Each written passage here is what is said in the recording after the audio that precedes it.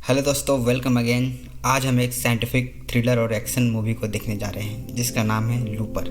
ये मूवी सन 2010 में आई थी। इस मूवी की कहानी में वर्तमान और भविष्य को एक साथ दिखाया गया है। अभी सन 2044 चल रहा है और वर्तमान में टाइम ट्रेवल मशीन का आविष्कार नहीं हुआ है, लेकिन अब से 30 सालों बाद इसका आविष्कार हो जाएगा और उसे तुरंत गैर कानूनी घोषित भी कर दिया जाएगा। उस समय के बड़े बड़े गैंग माफिया इसका उपयोग गैर कानूनी तौर पर करेंगे, क्योंकि भविष्य में किसी को मारकर लाश को ठिकाने लगाना नामुमकिन होगा, क्योंकि हर इंसान में लगा ट्रैकर उसकी पहचान और लोकेशन बता देता है। तो भविष्य में अगर इन मुजरिमों को किसी को मारना होता है तो वे उसे पकड़ कर बंधे हुए हाथ और ढके हुए मुंह के साथ वर्तमान में भेजते हैं, यानी 2044 में 30 साल पहले। और वर्तमान में कुछ लोग इसे मारने का काम करते हैं और इस काम को करने वाले को लूपर्स कहा जाता है। लूपर्स को इस काम के लिए सिल्वर मिलते हैं जो उस शिकार के पीठ पर बंधा होता है। इस तरह भविष्य में अगर इन माफियाओं को किसी को मारना होता है तो वे उसे पास्ट यानी 2044 में भेजकर मरवा सकता है, यानी शिकार भविष्य से गायब और वर्तमान में उस व्यक्ति को मारा जाता है जिसका अभी कोई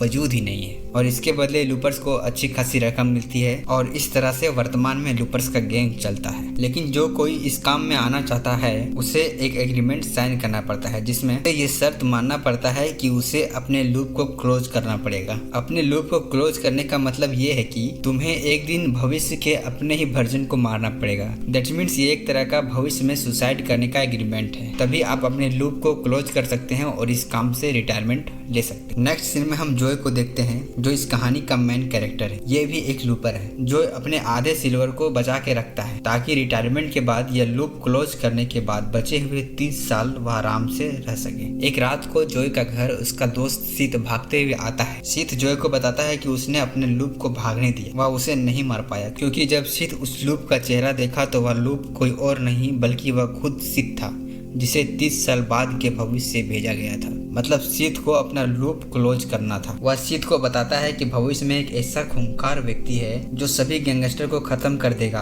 और अब सभी लूपर्स को भी खत्म कर रहा है। उसका नाम रेन मेकर है। अब जॉय पहले तो शीत को बचाता है, लेकिन बाद में जॉय को अपना जान बचाने के लिए शीत की कुर्बानी देनी पड़ती है। नेक्स्ट में हम जॉय को देखते हैं जो हर लूप की तरह एक और लूप को मारता है, पर इस बार उसे सिल्वर की जगह गोल्ड मिला है। मतलब अभी उसने खुद के फ्यूचर वर्जन को मार दिया और अपना लूप क्लोज कर दिया। अब आज से जॉय का 30 साल का टाइमर शुरू हो गया और जॉय रिटायर हो जाता है। जॉय इस सच्चाई को एक्सेप्ट करता है और अपने जमा किए पैसे को लेकर चाइना में सेटल हो जाता है, पर उसके ड्रग्स के आदत के कारण उसके पैसे जल्दी खत्म हो जाते हैं और फिर वह पैसों के लिए अपना पुराना धंधा यानी कॉन्ट्रैक्ट किलिंग शुरू कर देता है और धीरे धीरे एक बड़ा माफिया बन जाता है। इसी बीच जॉय के लाइफ में एक लड़की आती है जो जॉय को पूरी तरह से सुधार देती है और जॉय एक नॉर्मल लाइफ जीने लगता है। अब 30 साल पूरा हो जाता है और सन 2074 ईस्वी आ जाता है। जॉय एक न्यूज में रेन मेकर का नाम सुनता है, तब उसे अपने दोस्त शीत की बात याद आती है। मतलब अब जॉय को लगने लगता है कि रेन मेकर सभी लूपर्स को मारेगा और उसका भी वजूद खत्म कर देगा। और ठीक वैसे ही जॉय के घर में कुछ लोग आते हैं और जॉय की वाइफ को मारकर जॉय को ले जाते हैं। जॉय अपनी वाइफ की मौत से काफी दुखी होता है। वह उससे बहुत प्यार करता था और उसको खोना नहीं चाहता था, इसलिए वह एक प्लान बनाता है और प्लान ये है कि वह पास्ट में जाकर 30 साल पहले रेन मेकर को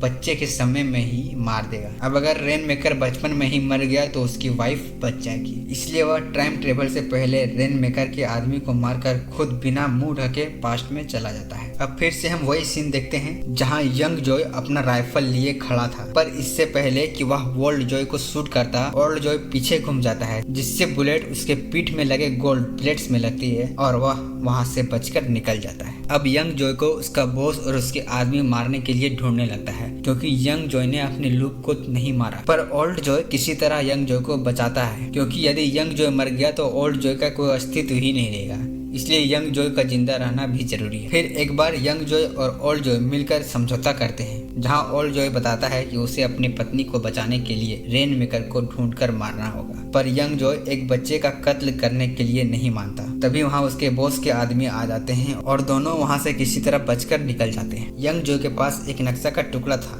जो वह ओल्ड जॉय से लिया था। यंग जॉय उस नक्शे में निशान किए एक घर में पहुंचता है जहां एक बच्चा और उसकी मां रहती है। यंग जॉय को पता चलता है कि यही वह बच्चा है जो भविष्य में जाकर रेन मेकर बनेगा। क्योंकि उस बच्चे के पास बेहद खतरनाक शक्तियां थी। यंग जॉय डिसाइड करता है कि वह उस बच्चे को ओल्ड जॉय से बचाएगा। इधर ओल्ड जॉय की मेमोरी में वो सारी बातें आ जाती है जो अभी यंग जॉय को पता चला था, इसलिए ओल्ड जॉय उस बच्चे को ढूंढते हुए वहां पहुंच जाता है। ओल्ड जॉय इस बच्चे पर गोली चला देता है जो उसके गर्दन को छूते हुए निकल जाती है। उस बच्चे को बचाने के लिए उसकी माँ उसे खेत की तरफ भागने के लिए बोलती है और खुद ओल्ड जॉय के सामने खड़ी हो जाती है। इधर यंग जॉय दूर से ये सब ऑब्जर्व कर रहा होता है। उसे महसूस होता है कि एक माँ जो अपने बच्चे को बचाने के लिए खुद अपना जान दे देती है और एक बच्चा जो अपनी माँ को अपने आंखों के सामने मरते देखता है, और वह आगे चलकर बदले की आग में रेन मेकर बनेगा और सारी दुनिया में तबाही फैलाएगा। जॉय इस सिचुएशन को समझता है और ओल्ड जॉय को खत्म करने के लिए खुद को गोली मार देता है, जिससे अब जब यंग जॉय ही नहीं रहेगा तो ओल्ड जॉय का कोई अस्तित्व ही नहीं होगा। इसलिए ओल्ड जॉय अचानक गायब हो जाता है। इस तरह जॉय खुद को कुर्बान कर उस बच्चे की मां को बचा लेता है, जिससे बच्चा को अच्छा परिवेश मिलेगा और वह भविष्य में जाकर रेन मेकर नहीं बने। अब भविष्य में चाहे जो भी बदलाव हो, लेकिन जॉय ने खुद का सेक्रीफाइस कर दुनिया को एक खूंखार रेन मेकर से बचा लिया और इस तरह मूवी खत्म हो जाती है।